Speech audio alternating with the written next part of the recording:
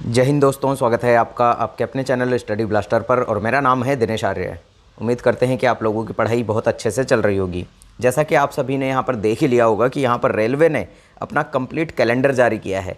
लेकिन अगर हम इस कैलेंडर को थोड़ा डिटेल करें तो यहाँ पर देखिए, कैलेंडर में कुछ भी चीज़ें यहाँ पर क्लियर नहीं हो पाई हैं अभी तक भी कि कैलेंडर किस तरह से रेलवे ने दिया है। आनन फानन में ये कैलेंडर छाप दिया गया है।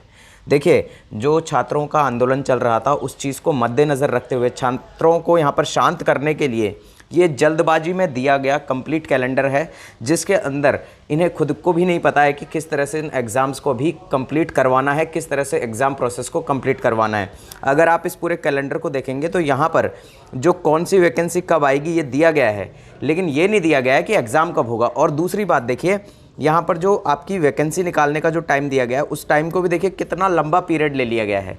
यहाँ देखिए, इन्होंने अभी एएलपी की वैकेंसी निकाल दी है और एएलपी की वैकेंसी के लिए देखिए टाइम पीरियड क्या रखा हुआ है, जनवरी से मार्च। यानी कि आप जो है जनवरी में वैकेंसी निकालेंगे और मार्च तक क्या आप उसका फॉर्म भरवाएंगे। यहाँ पर 3 महीने यहाँ पर इसको दे दिए गए हैं। तो यहाँ पर इन्हें खुद को नहीं पता कि इन्होंने एएलपी की वैकेंसी निकाल दी है और उसके लिए जो इन्होंने डेट रखी है वो फरवरी यहाँ पर लास्ट रखी है, यहाँ पर इसकी डेट। तो यहाँ देखिए, यहाँ पर पहली चीज़ तो ये हो गई रेलवे के द्वारा। यहाँ पर ये इससे पता लगता है कि यहाँ पर रेलवे ने जो ये नोटिस निकाला है इसमें सारी चीज़ें अभी तक उन्हें भी क्लियर नहीं है कि यहाँ पर किस टाइम पर कौन सी वैकेंसी निकालनी है।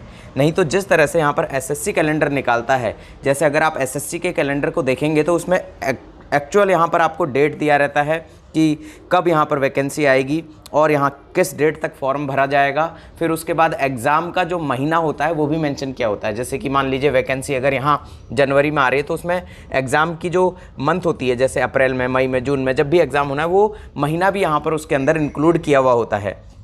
तो ये वाला जो नोटिस है, हो सकता है रेलवे इसके बाद कोई और नोटिस ला दे। अब देखिए, इस नोटिस को अगर देखें तो अप्रैल से लेकर जून तक यहाँ टेक्नीशियन की वैकेंसी आनी है और जुलाई से लेकर सितंबर। अब आप देखिए 3 महीने यहाँ पर 3-3 महीने का देखिए, अप्रैल मई जून 3 महीने तक यहाँ टेक्नीशियन के फॉर्म चलेंगे और फिर जुलाई से सितंबर, जुलाई अगस्त सितंबर यहाँ आपके नॉन टेक्निकल यानी कि आपका एनटीपीसी का बात की गई है, पैरामेडिकल कैटेगरी की बात की गई है और जूनियर इंजीनियर की, जेई की भी बात की गई है। यानी कि ये तीनों वैकेंसीज भी यहाँ पर इस टाइम पर जुलाई से सितंबर तक आनी है।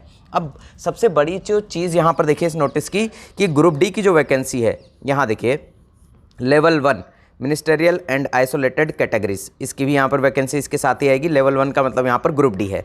तो अक्टूबर से लेकर दिसंबर तक यहाँ पर आपकी ग्रुप डी की वैकेंसी यहाँ पर निकाली जाएगी। लेकिन सबसे बड़ी जो चीज़ यहाँ मुझे समझ में आई है कि अगर यहाँ देखिए अक्टूबर से दिसंबर के बीच अगर यहाँ रेलवे ग्रुप डी की वैकेंसी आती है तो आप खुद मानकर चलिए कि आपका जो रेलवे ग्रुप डी का एग्ज़ाम होगा वो 2025 में जाकर होगा। अब देखिए, अगर मान लीजिए ये वैकेंसी नवंबर में आती है, मानकर चल लीजिए, अक्टूबर से दिसंबर तो इन्होंने खुद कहा है, लेकिन अक्टूबर स्टार्ट होते ही वैकेंसी आ जाएगी ऐसा भी कोई पॉसिबिलिटी है नहीं। तो मान लीजिए ये वैकेंसी नवंबर में आती है तो नवंबर से लेकर दिसंबर तक आपके फॉर्म भरे जाएंगे। 1 महीना तो कम से कम पूरा फॉर्म फिलिंग का ही चलेगा, तो पूरा दिसंबर आपका फॉर्म फिलिंग में निकल जाएगा। फिर उसके बाद कम से कम यहाँ पर आपको 2 महीने तो प्रिपरेशन के लिए दिए ही जाएंगे। तो आप मानकर चलिए दिसंबर से लेकर जनवरी 2025 और फिर फरवरी 2025। तो यहाँ पर फरवरी 2025 के बाद आपका एग्ज़ाम यहाँ पर होगा रेलवे ग्रुप डी का। जब रेलवे ग्रुप डी का एग्ज़ाम 2025 के आसपास होगा तो उसका प्रोसेस पूरा होते होते ये वैकेंसी आपकी 2026 के आसपास पूरी होगी। और यहाँ पर अगर मैं पदों की बात करूँ तो देखिए, पदों के लिए मैं अगला वीडियो आपको बता दूंगा कि कितने पदों पर ये यहाँ पर आपकी भर्ती निकलने वाली है, एनटीपीसी की भर्ती और ग्रुप डी की भर्ती। इसको मैं क्लियर कर दूंगा अगर आप लोग कहेंगे तो। आप लोग कमेंट बॉक्स में कमेंट ज़रूर कीजिएगा कि क्या आपको यहाँ पर क्लियर डेटा चाहिए कि यहाँ पर जो रेलवे ग्रुप डी है और एनटीपीसी की कितनी वैकेंसी यहाँ पर आ सकती है। उसके ऊपर अगर हम वीडियो बनाएं तो आप लोग यहाँ पर कमेंट करेंगे तभी मैं वीडियो बनाऊंगा। अगर आप लोग यहाँ पर इस वीडियो को कम से कम यहाँ पर 500 लाइक तक ले जाएंगे और यहाँ पर कमेंट मेरे पास कम से कम यहाँ 200 लोगों के जब कमेंट आ जाएंगे तो मैं यहाँ पर आपको क्लियर वीडियो बना दूंगा कि यहाँ पर एनटीपीसी और ग्रुप डी की कितनी वैकेंसी यहाँ पर इस बार आने वाली है। तो वीडियो में कमेंट ज़रूर कीजिएगा और अपनी राय ज़रूर बताइएगा कि ये कैलेंडर कितना प्रभावी है और किस तरह से रेलवे ने इस कैलेंडर को दिया है, कितनी जल्दबाजी में रेलवे ने इस कैलेंडर को दिया है ताकि छात्रों को शांत किया जा सके।